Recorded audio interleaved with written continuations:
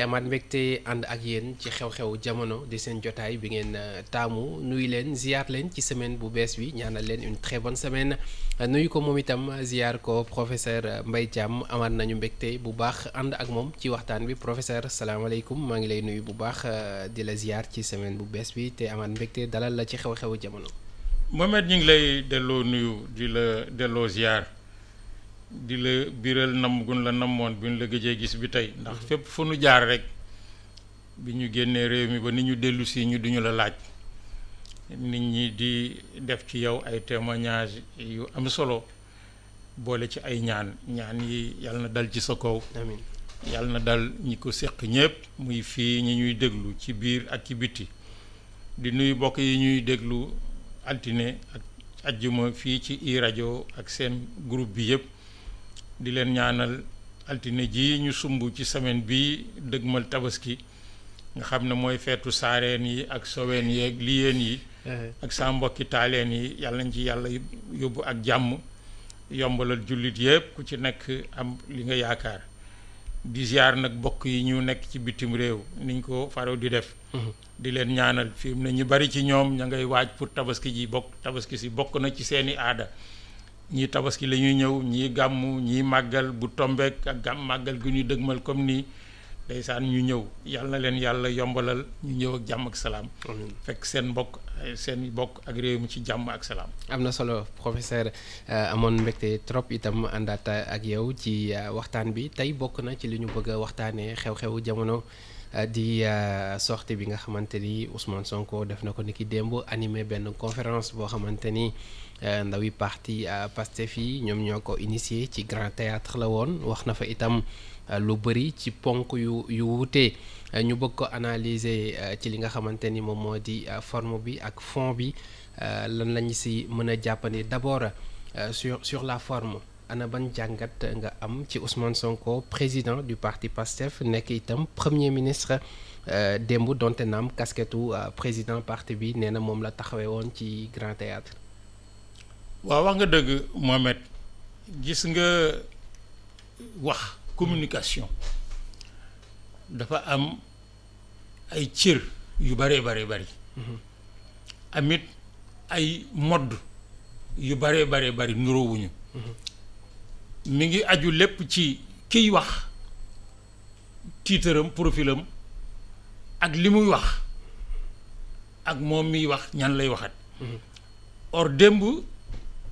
le président de PASTEF moo woote woon conférence. xam conférence la ñu wax. conférence oui. mais li nit ñi gis en tout cas man boog li ma gis mooy meeting laa gis. meeting waaw meeting ak conférence nag du benn. lan moo leen wutale ak lu tax nga. conférence da ngay wax ne damaa bëgg a waxtaan ak askan wi. askan wi am na ci ñoo xam ne seen métier seen fonction mooy di laaj ak. gëstu ñu tudd leen ay communicateur wala journaliste bu nu ñëwee nga def communication préliminaire jàkkaarloog ñoom ñuy laaj la ngay tontu. loolu mooy conférence. meeting nag mooy ñi nga bokkal parti nga woo leen ñu ñëw wala parti bi woote yow mi ko yëlif mais ñu jox la kàddu nga wax ak ñoom ci politique. or démb par moment. boo ko suivre doo xam ndax. le premier ministre mooy wax parce que bu ne diw ministre sangam woo na ma ne ma loo xam ci nangam ma wax ko foofu ce n'est plus le président de Pastef qui parle. c'est le premier ministre qui parle. parce que lim séq ak ministre bi mu yilif mais c'est le gouvernement. donc kon mélange de genre dafa am. c'est le même kii ñaareel ba le président de Pastef. oui nga xam ne ñoom la ñu fal ci réew mi tey mais annoncé na fa. loo xam ne mënoon na nekk le sujet d'un meeting mais extraordinaire. mooy lan li mu wax programme vision 2050. 2050 oui. nga xam ne ñoom dañoo jàpp ne kon dañ fay fekk programme boo xam ne moo doon ligne de conduite gouvernement bi ñu dàq. muy PSE. ñu dindi ko teg nee na programme vision 2050 mais bu bëggoon def meeting boo xam ne bii waa Pastef dañ ciy gis seen bopp réew mi gis ci seen bopp day wax ne. programme vision 2050 bu Pastef nga xam ne moom la gouvernement bi di appliquer parce que ñun ñoo gagné lii lañ ci namm wax ak d'abord jeunes yi mu woo yi ko woo ak lan la nam ci politique de jeunesse ci jàng ci sport ci culture ci lii ci laa bu jógee ci gone yi lan la nam mais ci yeneen domaines yi loolu xaj na fi. est-ce que nekkul nii il était plus dans l'improvisation moo tax mu doon toucher gis plusieurs nga Mohamed communication oui à un niveau de responsabilité yenn yi nanguwul improvisation à un niveau de responsabilité yenn yi et de sensibilité yenn yi communication nangootul improvisation gis nga Abdou Diouf ak Abdoulaye Wade bokk na ci yi leen wuutale woon Abdou Diouf li nga ko bindal su gàttee loolu lay liir mu yam ca bu guddee loolu lay liir Abdoulaye Wade li nga ko bindal fee la koy teg di wax leneen et du coup ça devient du coq à l'âne parce que doo am fil conducteur bokk na ci l'analyse de la forme du discours d'hier amul fil conducteur c'est-à-dire sujet sangam bu paree sujet sangam bu paree day lamb rek fu xel mi dab rek mu jël fa. canevas bi leerul. mais parce que y a pas de sujet kii. de fil conducteur. mais bu fekkoon ne da ngaa téye kay di lire wala nga téye kay def ci ay sujet bu nekk nga ni lii lañ ci namm ci programme vision kii mais finalement on ne sait pas si c'est le président de PASTEF moo doon wax ak ses militants. et donc au Sénégal. Oui. Parce que nag c'est les majoritaires. Le premier ministre chef du gouvernement nga xam ne moom la ñuy xaar askan wi yëpp nag ku bokk Pastef ak ku bokkul Pastef moom la ñuy xaar ci les solutions adaptées wala le troisième personnage qui a beaucoup apparu dans le discours. mooy ban mooy le Sonko esqualité l'opposant meurtri dans sa chair et qui répond. boobu lan moo ko firndeel. mais li ko firndeel moo di dossier yi mu waxoon ne ci lañ ko sonaloon. am na ci dossier yoo xam ne dañ koy sulliwaat. oui benn bi sax nee na mu ngi ci kaw table. xam nga ne le dossier le rapport bi ñu doon wax mi ngi ci sama kaw table. un premier ministre du ko wax.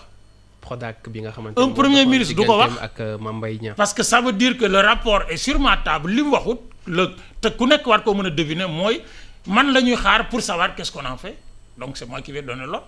ah loolu la ñuy sous-entendre. mais absolument le rapport est sur ma table. Oui. Ça veut dire que moom moo ko laaj en tant que premier ministre bu ko laajee dañ ko war a jox. parce que son autorité le lui permet bu ñu ko joxee on attend qu'il donne des orientations kan la koy jox mais la justice or bërki dem nag lañ génn ci forum sur la justice. oui bokk na ci yi fa génne mais l'indépendance de la magistrature. et justement moo ñuy permettre wala ñu des ba tey ci la forme ba tey. sur la forme. oui man dama jàpp ne un pouvoir bu yaakaaru. oui comme pouvoir bii fi nekk tey nga xam ne dañ ko fal dans des conditions très spécifiques. et de faire belle manière pour la première fois dans notre histoire ay nit génne kaso tey ci ëllëg sa ñu dugg en campagne électorale gagner élection yi au premier tour contre le pouvoir qui est là mais buñ la ci cëralee cër bu toll ne en fonction de li nga ci contribuer parce que c'est lui wax naa fii mais c'est lui qu'on a élu à travers Diomaye wax naa ko fii c'est Ousmane Sonko que les gens ont élu à travers Diomaye mais buñ la falee nga fekk fi ay problème yoo xam ne yii réew mi yëpp dañoo yaakaaroo ba nga xam ne dara desul lu may doxalal mais da ngay teg yoon woo xam ne mais da ngay wone ne man la ma doon wax bi ma nekkee dans l'opposition nga xam ne moo tax nit ñi gëm ko ba jóg ànd ak man ba mu jur fitna ju métti ci réew mi mais mooy sama priorité dootu ma nekk ci mais le coût de la vie dans ce pays xam nga démb avant-hier am na gaal gu teer Espagne gone yaa ngi dem ba tey mais le coût de la vie réew mi nag Mohamed ku ne xam na ne mais métti na lan la ñuy def pour nit ñi war a mën a toll ci mais lekk nekk fii mais quelque chose boo xam ne bi ku nekk ñi ci ëpp dañ ci kii ensuite mais ñi ngi dëgmal nawet muy loo xam ne lii mooy suñu yaakaar ñun ñëpp Sénégal parce que mbay te ñoom seen gouvernement dañu jàpp ne moo ci priorité mais nan lañ ci taxawee def nañu un conseil interministériel mi ngi kii mais qu'est-ce qu'on kii les inondations on attend et tout yooyu yëpp nag bu taxawee mais école les universités la rentrée scolaire prochaine avec tout ce que cela peut mais yooyu yëpp bu taxawee mais da ngay fàtte yenn yi même si par ailleurs l'administration a l'obligation wala ñoom mais de jubbanti comme ils disent tu n'as pas besoin de dire mais des choses mais sous certaines formes, on va balayer ceux qui sont là et mettre les vrais magistrats. Un premier ministre n'a pas le droit de dire ça. Un chef de parti nag. Un chef de parti peut le dire, oui. mais un chef de parti nag quand il devient premier ministre, Oui. il faut qu'il distingue que premier ministre moo gën a kawe chef de parti. D'accord. Le premier ministre est au-dessus du chef de parti. lii ci biir waxtaan sax premier ministre du ko wax sakantuma en meeting publiquement. et fi mu ko waxee parce que keroog la ñu génn ci assise de la justice joxe li nga xamante ni mooy les conclusions ak recommandations yi tey fi mu ko waxee ak surtout le ton ban jàngat nga ci am. c'est-à-dire que xam mooy li ma doon wax xam nga réew mi fi mu toll. oui kun fi jiital ne la gannaaw yàlla yow lañu yaakaar ci résoudre suñu problème mais vraiment dafa am loo xam ne lii da nga koy weesule sa bopp. da nga koy weesule sa bopp en termes de communication et en termes de pratique réew mi nag dafa am loo xam ne fokk ñu jubbante ko fii il a dit des choses yoo xam ne yii y a pas de débat la presse doit payer les impôts mais y a pas de débat dans cette question dañu war a fay l'impôt man dama gëm man mbay ci am ne am réew mi ñu fa nekk ñëpp jaaykatu gerte bi ci taatu buntu école bi daa war a fay impôt oui dafa war a fay impôt la dépénalisation du délit de presse man maa toog fii ak feneen ak fu ne wax ne man mosuma cee d'accord dama jàpp ne képp ku def lu war defewut dan laa war a atte quel que soit ton métier boo dee professeur d'université journaliste qui que tu sois man loolu laa gëm am na ñu gëm le contraire oui mais y a pas à menacer les gens le premier ministre ne menace personne un premier ministre ce n'est pas le premier ministre de Pastef ce n'est pas le premier ministre de Diomaye président c'est le premier ministre du Sénégal. bi muy wax loolu mën nañu gis clairement que ni casquette premier ministre bi la sol parce que c'est des affaires yuy concerner gouvernement bi. oui mais ni mu ko waxee. waaw ni mu ko waxee c'est-à-dire gis nga Mohamed. le ton ak les non, gis termes nga kilifa utilisés oui. gis nga kilifa. oui dafay dal kilifa dafay dal kilifa dafay teey kilifa day éviter wax loo xam ne ku ko wax dégg ne ah lii day mën na noonu ko wax mais duñ ko waxee nii la forme parce que nag dans une communication institutionnelle mais la forme est aussi essentielle que le fond ni ñu koy defee dafa am doole am dayo ju toll ne li ngay wax parce que li ngay wax mais war na mën a nekk kii moi j'ai jamais dit keroog bi fi président Macky Sall waxee ne on efface l'ardoise du TGI c'est pas normal c'est pas normal dans ce pays mais ñëpp war a fay impôt y compris la presse parce que nag moi je suis salarié pendant 42 ans mais toll nay temps su ma xoolee sama bulletin de salaire damay wax même ñun mës naa dem agence comptable pour ñu expliquer ma de l'université ñu ne mais attends si tu étais bi nga nekkee célibataire tu travaillais 12 mois tu recevais 8 mois bi nga amee soxna ak i doom tu travailles 12 mois tu reçois en réalité 10 mois 2 mois yi ci des yëpp c'est des impôts mais je trouve ça normal parce que dañu war a fay impôt kon journaliste oo industriel oo nangam ñoom c'est des gens des impôts et domaines xam na les gens qui ne payent pas les impôts dans ce pays dañoo war a fay impôt dégg naa démb ñu naan les ICS 200 milliards de retard d'impôt mais c'est aussi important que tout le monde doit le payer tout le monde mais maintenant qu'est-ce qui pose problème maintenant nag le problème moo di oui mais tu n'as pas à menacer les gens su ngeen fay def lii ma def lii su ngeen un premier ministre apporte des solutions on l'attend sur des solutions ce pays nag li fi nekk ci problème doy na sëkk mbubb ak tubéy tout ministre tout directeur général tout y compris nag celui qui est au-dessus de tout ce monde qui s'appelle le premier ministre et de plus en plus il faut que nag mu xam ne wax ak ses militants moom il y a pas de débat là-dessus son ton politique nu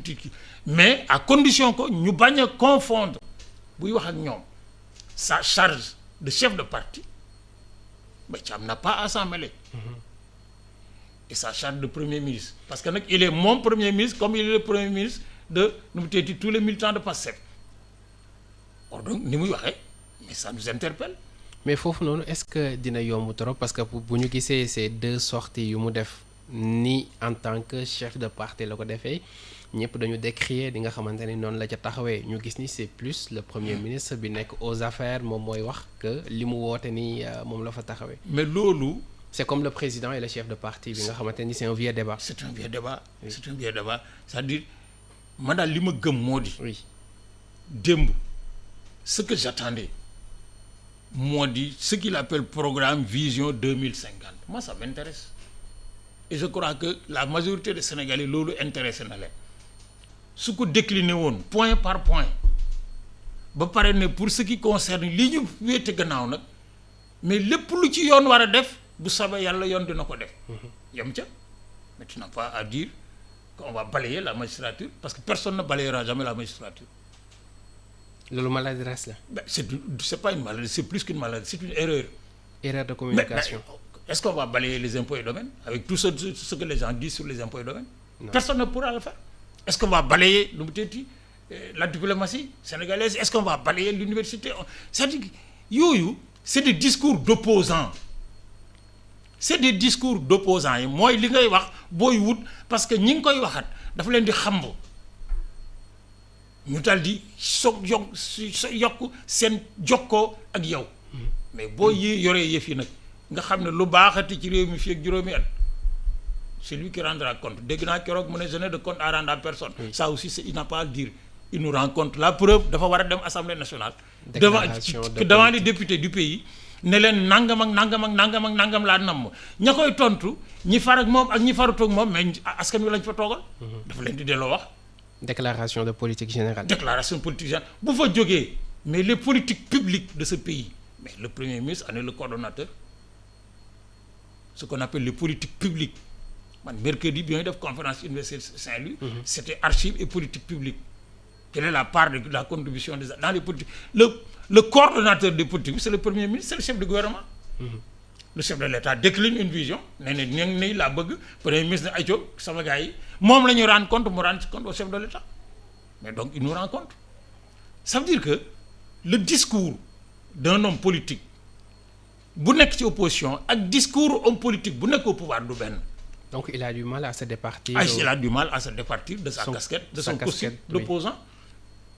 Loolu nag mais soo ko jéem a analyser bokk na ci li koy indi mais fitna ji mu jànkool 2021 ba 2024 ah loolu nag gis na ko nag mais nag s'il veut prouver que c'est un leader et que moom kilifa dëgg la mais du fàtte de parce que nag fàtte xaju fi mais nag di nga def li sa bàyyi sa maam Alaaji Maalik waxoon bés bu set ma yëg ci sama gannaaw gi mu mel ne ay gilit mooy nu mu tee tison bu ñuy forote ci sama yaram bi mais rus naa wax mais du ma tee nag mais bu wax jotee jëf jotee bu ñu jëfee ñu xam ne maa wone yoon wi ñu jëfee mais tu ne peux pas parler comme un opposant parce qu'il s'adresse à qui? Mais à lui-même. La justice aujourd'hui c'est lui.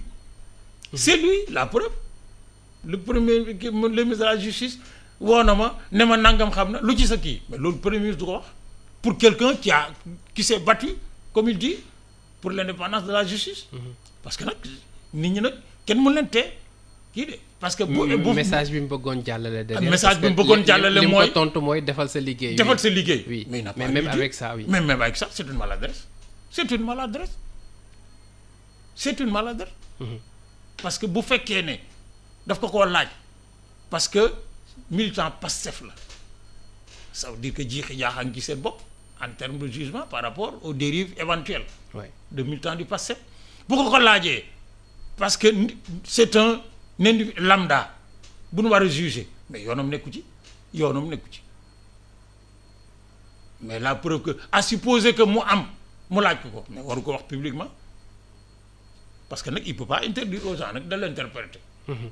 Parce que moo ko wax. bu ko waxutoon mais kenn du ko xam. Ça pose quoi? Ça pose un problème de communication donc la maîtrise de la communication du pouvoir. Alors bu ñu descendee ba tey ci justice bi ñëwaat na également si yi fi xewoon surtout faatuk ñi nga xamante ni ay takk der la ñu woon tey jamono ji ñu agité waat dossier boobu noonu ci la prox ndollu sax wax ci li nga xamante ni mooy ñaawteef yi fi amoon ci manifestation politique yi loolu amnistie bi far ko moom moo tax mu génn de même que le président mais ci bu ñu ko déggee bu baax dafa mel ni daf si bëgg a dellu si waat. léegi bu ci delluwaatoo dañuy casser gouvernement bi ñoom ñu dellu kaso toog fa après magistrat yi àtte leen. C'est ça la question. man nag du ma juriste. et je m'en mêle pas trop mais dañu ne ay fait buñ ko amnistier kenn du ci dellu si nan lañ ciy dellusee c'est un autre débat mais xanaa duñ dellu si ci lenn ci fee yi bàyyi li ci des xam nga ñoom dañoo génne kaso daal di commencer campagne électorale. doon xaar jugement jugé wuñ leen léegi dañu dellu kaso ne magistrat yi def leen seen liggéey après on verra non il faut arrêter am na ay yoo xam ne yii mais kenn mënu koo nangu parce que des choses se sont passées dans ce pays dans la justice diggante 2021 ak 2024 yoo xam ne xel mu rafet mënu koo nangu ngor mënu koo nangu. démocrate mënu koo nangu mais qu'est-ce qu'ils se sont dit bi ñuy waxtaan ba indi amnistie ba génn xam yoo xamoo. man xawuma keneen xamut. est-ce que ba ñuy waxtaan loolu bokkoon na ci la ñuy waxtaanee d'accord nañ ci amnistie kat mais bu ñu génnee nangam ak nangam moom mënta kii mais loolu ñoom ñu waxtaan ci seen biir ñoo ko war a wax nit ñi mais waxuñu ko mais dans tous les cas de figure li ñu mën a jàpp moom li ñu waroon a mën a jàpp mooy am na fi lu fi amoon loo xam ni waratu la mën a am ci réew mi bu fekkee ne rupture yi ni wax dëgg la mais nag est-ce que dañuy tànn ci li amoon te warta am loo xam ne ça le concerne escalité wala ça concerne son parti lijjanti loolu li ci des ñu bàyyi ko mais loolu xel mun koo nangu. xel mun ko où on revient surtout bu boobaa nag y a la dimension juridique moi je m'en mêle pas mais y a la vision aussi politique moo di ñi waxtaanooñ ba indil ñu amnistie. ñu daal ne la fi xewoon diggante 2021 ak léegi xewutoon xam nga loolu mooy amnistie rompez les rangs on recommence ci biir loolu mu jur li ñu am ñoom. réew mi yëpp d'accord ci mais si on revient là-dessus mais fan la ñuy commencer ak fan la ñuy yem fii ñu toll daal Mohamed. man dama jàpp ne la priorité des priorités. oui. pour un pouvoir nouveau de rupture mooy wax ñu fu mu jëm ñun Sénégal dans les 5 prochaines années dans les 10 prochaines années 15 prochaines années 20 léegi ñoom décliné nañ sax une vision 2050. fii ak 2050 juróomi at yu nekk bu nu gañee ñoom lu ñuy def dans tous les domaines de la vie bu fekkee ne am na ñoo xam ne ñii fa ñu nekk waruñu faa nekk ñu jëlee leen fa teg fa ñu fa war a nekk loolu commencé nañ mercredi bu nekk ñu gis ko. muy les nominations. les nominations. le débat autour de nomination est un faux débat man waxoon naa fii ne ce qui bi ñuy wax naan dañuy appel à musuma ko gëm. et puis ça se fait pas point barre. ñi gagné ñooy gouverner parce que ñoom ñoo gagné ñoom la ñu wóolu ku ñu wóolu li ma la waxoon da ngay wóolu sa bopp ñoom la askan wi wóolu ñi leen wóoluwut mais dañ leen di nangul parce que ñoom la majorité du pays wóolu et c'est ça la démocratie mais qui nous disent mais fu ñu jëm ak nii moi ce que j'attends de lui bi mu wootee lii moo doon jàkkaarloog militants yi wax ak ñoom wax joo xam ne ça ne s'adresse pas qu'aux militants parce que nag un premier ministre ne s'adresse pas qu'à ses militants nag il s'adresse au peuple parce que nag moo yore suñu ëmb ñun ñëpp dugg ci gaal gi ñun ñëpp ñu dugg ci gaal gi li ñu xaar ci moom mooy mais en direction de l'Assemblée nationale bi muy waxal lan lay décliner comme vision ne le programme vision 2050 mais vision 2050 PSE moom suul nañ ko et moi je trouve ça normal parce que nag ñoom ñoo gagné s'ils font ce que Macky Sall avait tracé mais ñoo bokk vision or bokkuñu vision c'est la première rupture mais que recouvre la vision 2050. et le projet également bi nga xamante ni moom la ñu campagne mënuñu am projet ak vision 2050 c'est pas possible ou c'est l'un ou c'est l'autre si c'est le projet qui est la vision 2050 mais nañu décliner vision 2050 moo di secteur bu nekk ñu wax li ñu ciy def ni ñu koy defee kañ lañ koy def quelle est la durée lan moom la ci askan wi moom lan la ci keneen moom ainsi de suite bu boobaa mais ñu xam ne voilà la vision ku ci ànd mais xayrun mais ku ci àndu tit nag ça change rien parce que c'est eux qui sont au pouvoir. jeté na également démb pierre yu bëri ci jardin wu opposition bi jàpp ni fi ñu toll nii mënuñu exister parce que amuñu argument benn argument bi ñu am mooy que ni y a une dualité au sommet de l'État et que loolu tant que mu ngi fii digganteem ak Diomaye kenn mën si dugg. waaw xam nga opposition bi nag ñoom fi ñu nekk.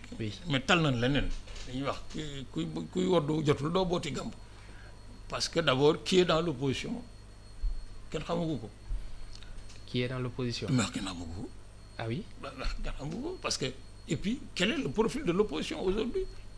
booy wax le profil de l'opposition lan ngay. mooy ban parti moo taxawal opposition bi ak ñoom parti yi taxawal opposition bi mais luy seen dayoo ci réew mi xam nga PDS ngi yëngatu naan ci fii la far ak faa la far mais PDS qu'est-ce que ça représente? L'APR, mais l'APR, Macky Sall ne peut pas le piloter de l'extérieur parce que nag on peut pas avoir Macky Sall au Maroc, Karim Wade au Qatar ñu duñ joxoñ fu ñu jaar waaw opposition da ngay nekk fii ci réew mi. ànd ak waa réew mi li Serigne Mbaye Mansour doon wax waaw kaay ñu manifester ma ne jiitul. nga jiitu bëgg a dem ma ne taxawal ànd sa waa kër nañ bokk bu àggee ñu ne fii la ñu xeexee ma ne xeexal boo sonnee ma dugg ci xeex bi. La deuxième chose moo di l'opposition c'était l'APR tête de pont Benno Bokk Yaakaar les wagons ana Benno Bokk Yaakaar mais fii ñu toll ñoom tal nañ leneen ñuy wax gumba tal na leneen lu du tëbiteen parce que nag le parti socialiste est en train de se réorganiser xam nga Khalifa Sall on dit qu'il retourne au parti socialiste mais tal nañ leneen lu du kii ñëlee waa PDS mais ci guddi gu nekk du guddi du bëccëg kenn xamul ci lu ñu nekk mais tous les autres qui étaient le parti de Moustapha Niasse. L'AFP qu'est-ce qu'ils vont devenir?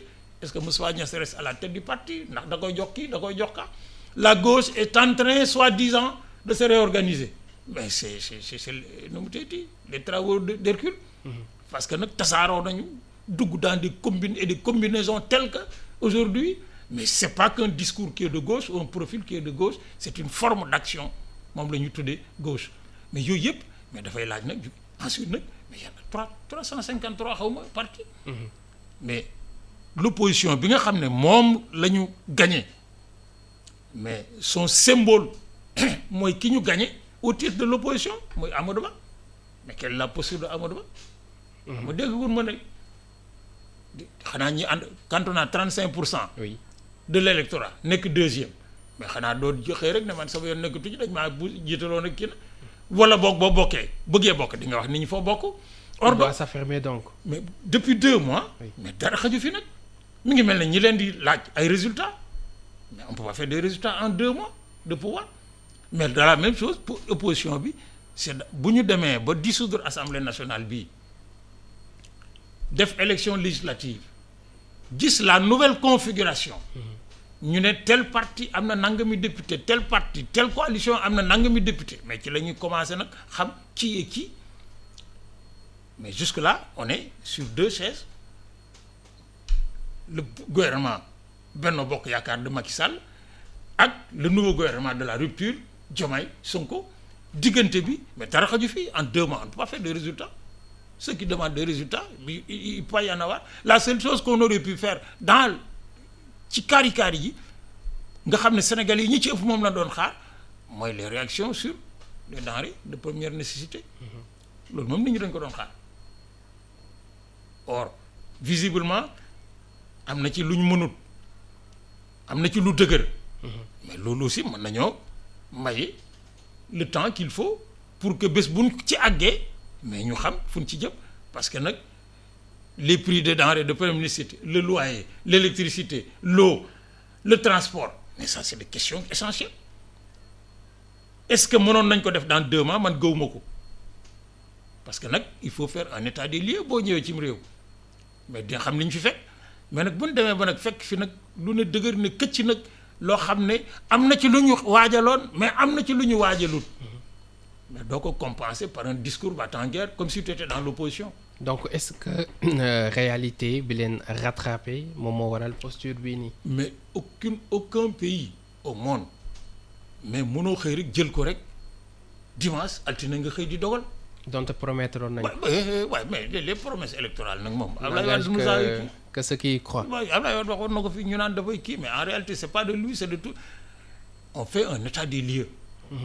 lan lañ fi fekk liñ fi fekk lan lañ ci mën a régler.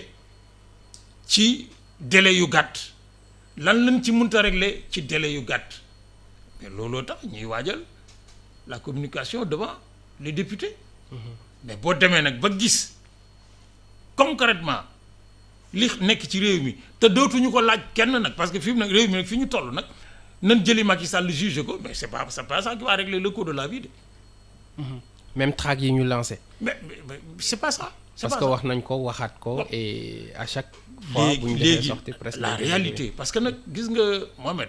damay wax toujours ne quand on gouverne les principes. mais on dit ce qu'on veut. quand on gouverne les principes ce qu'on veut. sama Abdou Ahad Mbacké. rajo Talla daf daan wax ne bu wax jotee. yenn saa yi nga wax lu la neex. wala nga wax li nga bëgg. wala nga wax li la nga nar.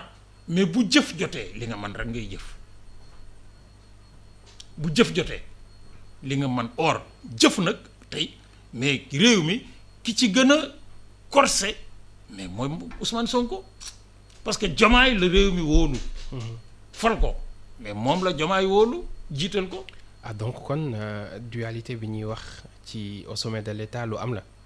mais c'est que la dualité forcément xam man waxoon naa la fii. oui keroog bañ faloo. oui ne la ci sama gis-gis man. stratégie bi gën ci ñoom. mooy dans un premier temps. Diomaye jiitu ñu fal keneen. oui premier ministre. waxoon naa ko fii oui. Ousmane Sonko lijjanti parti bi parce que parti bi dafa juddu ci fitna xeex ci fitna ba am dara léegi bu fi bëggee toog mais fokk ñu tabax ko tabax parti bi moo di mu génn nekk ci bitti mais am 1 an 2 ans yoo xam ne fu foo dem ci réew mi fekk fa section comité nangam ça dépend ñu ñuy tuddee ñu def seen congrès bu rëy door a kii entre temps ñu évaluer la situation du pays xam jafe-jafe yi xam liñ mën xam liñ mënut ba nga xam ne buñ àggee ci proposer quelque chose de concret loo xam ne dañ koy def ci ñetti at yi mujj yi bu ko soobee mu dellu si parce que on a un appareil qui est le parti on a une vision on a surtout une situation concrète à partir de laquelle mën nañ bâtir une stratégie concrète. dina fekk machine bi huilée. mais bu na baxari ñett ñu daal di séddoo ñaari borne yi. nga xam ne beneen amu fi dal di jiitu mais ala kulli haal nag mënuñoo fexe ba kenn du leen sànni xeer. ku boot bukki moom prémature day def forcément ombre. mais ala kulli haal parce que. réew mi Ousmane Sonko la ñu bëggoon. ça il faut maintenant mais Diomaye la ñu fal xam nga loolu diggante bi. mais lu sew la mais lu yaatu la ñi fal Diomaye mais Ousmane Sonko la ñu bëggoon. ça il faut que ce soit très clair. c'est lui maa wax naa la fii ne c'est le leader boo xam ne moo ëpp charisme dans les 3 dernières années mais ki nu fal mais moo ne ñi ko bëggoon bëggal leen ma ko. ñu daal di transférer sur lui mais sous forme de vote mais bu vote bi jeexee ba pare nag mais suñ bëggoon lu yomb mais duñ leen boole ci mbalka mi man loolu mooy sama xalaat parce que ala kulli alin nag dualité bi ala kulli alin fokk mu am parce que ni muy amee moo di ki nga xam ne moom la constitution réew mi may muy dogal mais ki muy jox ndigal muy jëf mais moo ko ëpp daraja c'est ça la contradiction ki réew mi jox ne yow dong lañ kii lan jox. un premier ministre ne décide pas. c'est le président moo koy nommé. depuis l'indépendance premier ministre président bi moo koy tànn ci kaw mu wóolu ko moom président waaw waxuma askan wi wóolu ko moom président mais kii mais réew mee ko wóolu si le président avait la forte personnalité qu'il faut et je pense qu'il en a pour que ñu seet ñoom ñaar nu ñuy régler le problème pour éviter rien que le soupçon de dualité mais am na neneen nu ñuy doxale nu mel ni mu génn ci dans les statuts du pouvoir pour permettre d'abord le temps de faire l'état des lieux le temps ñu déterminer fan lañ jëm nan lañ koy defee mais ba pare nag mu dooru dellu si bu yëpp leeree mu dellu si mais day dugg ci oto bi rek accéléré mu dem mais fii ñu toll nag boobaa la question ne se poserait pas parce que d'abord Diomaye aura eu le temps d'occuper tout l'espace bu ñu nommoon Modou Ndour premier ministre mais ñu xam ne Diomaye yu ko fal bu ko neexee bu ñu dawalee ñetti fan mu indi mu dindi ko indi Samba Wade mais Sonko nag ak Diomaye mais c'est la relation la plus complexe de notre histoire politique récente. lan mooy complexité relation boobu. moo di depuis Mamadou Dia et Senghor. oui. Senghor et Abdou Diouf. Abdou Diouf et ses premiers ministres. Wade et ses premiers ministres. Le premier ministre dépend politiquement du président de la République. Ici, c'est l'inverse. C'est le président qui dépend du absolument, Premier ministre. Absolument. C'est ça la réalité. Parce que c'est le Premier ministre qui est dépositaire de l'autorité politique. C'est le parti PASTEF. Et Sonko est le patron du parti PASTEF. Mais Diomaye, moi, président de la République, mais d'ailleurs, autorité politique, mais Sonko c'est la relation la plus complexe de l'histoire politique du Sénégal dans les 60 dernières années. On n'a jamais vu ça. Un premier ministre plus célèbre, plus politiquement ancré, mais que son président de la République, ñu ngi koy door a am. Loolu nag mën nañ koo séq mais ci séqu àndu nawle mais est-ce que ñin ko séqal nañ leen ci bàyyi. ñi ñu ko seqal ça veut dire. mais ñin àndal d'abord ci seen biir ak ñin àndalut ñi ci biti bokkuñu ci. mais fokk ñu kii leen ko parce que ñoom bu nu sañoon ñu xuloo. oui à l'opposition bu nu sañoon. il l'a dit su samay jaaree fii Sonko jaar fële. bu Sonko jaaree fii sa Diomaye jaar fële. il l'a dit hier. mais bien sûr. oui. mais parce que nag mais c'est ça aussi la réalité d'une opposition politique ñi dekk ci seen biir ñu ànd ak ñoom qu'ils soient militants du PASTEF ou alliés partenaires mais qui peut un seul instant penser que amul kenn ci ñoom koo xam ne kii mais mënut a xalaat ne on peut jouer l'un contre l'autre mais dañoo xamul luy politique. parce que nag seen ànd bi nag.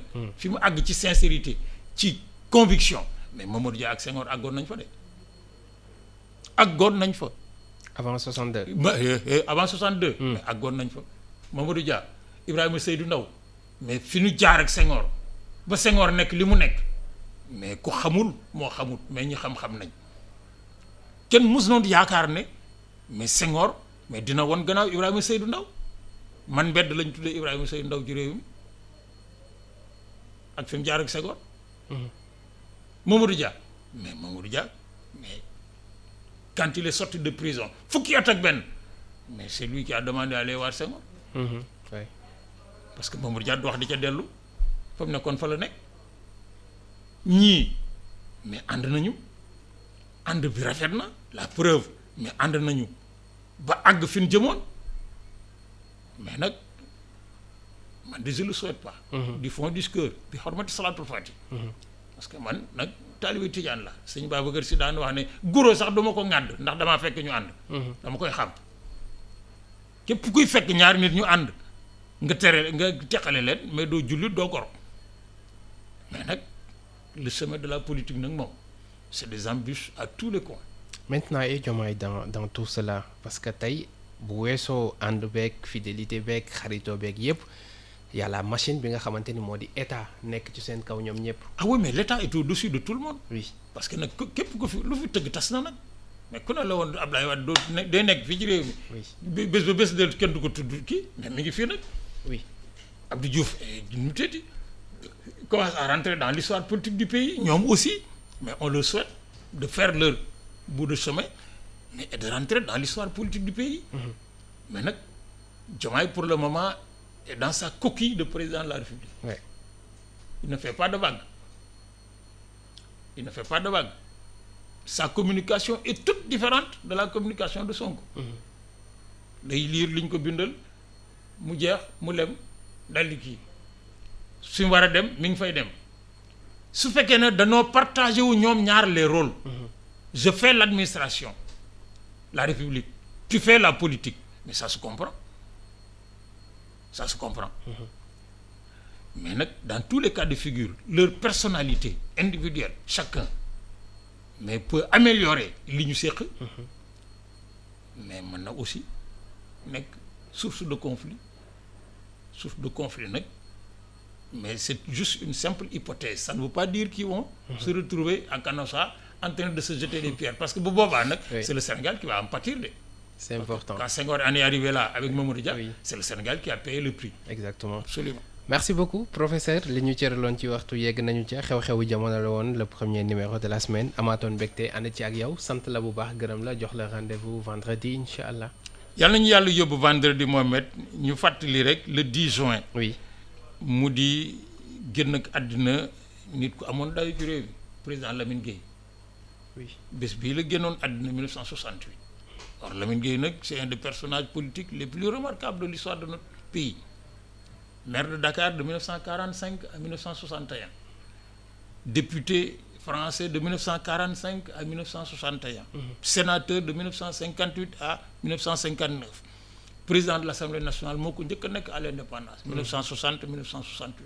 Moi j'ai retrouvé ses discours à l'Assemblée bi may defar la base de données des textes. Et il serait intéressant d'ailleurs de pouvoir un jour éditer les discours de Lamine Gueye pour que ñu xam mais quelle est la dimension au-delà du facteur politique, mais la dimension intellectuelle et sociale de l'individu. c'est important Sëñ Abdou ko jullee fii mu doon aussi lu marquant ndax discours ba fa Sëñ Abdou defoon keroog bi mu ko tiimee. mais mat na discours de gouvernement. man j'étais en 4e au lycée. mais ba tey mu tit mën naa laa répéter mot par mot li ko Sëñ Abdou muy nit ku baaxoon ci réew mi yàlla na ko yàlla xare àjjana fa mu tëdd ak mboolem julli dem fa fekk ak julli di ko fa fekk. Amin professeur merci si rappel historique bi ak si waxtaan bi jaajëfal Fatima Kandiaye moo féete woon ci xarala gi si kàddu gi Mohamed Kandji la woon toujours avec le même plaisir sant leen bu baax gërëm leen.